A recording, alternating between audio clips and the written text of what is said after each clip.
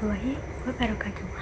Perkenalkan, saya Aisyah Rizka Putri Sanjida dari kelas 1010. Saya perwakilan dari kelompok saya yang beranggotakan Desi Damayanti, Fatira Desia, Nisa Fitriani, Ratna Dwi Savitri, dan Revalina Syukri. Saya akan membahas soal fisika yang telah diberikan oleh Pak Tegar. Langsung aja ke soalnya, ayo kita bahas.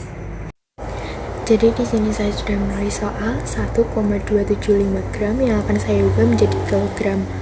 Caranya adalah dengan menulis 1275 per, karena di belakang koma ada 3 angka, jadi kita bagi 1000.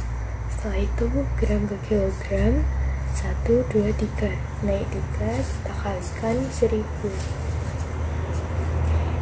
Hasilnya 1275 dibagi 1 juta, karena 1000 dikali 1000 ya, hasilnya 1 juta.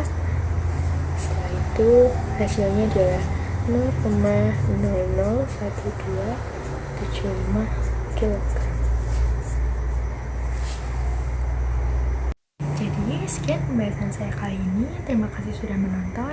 Semoga bermanfaat. Maaf bila ada kesalahan atau perkataan yang kurang mengenakan.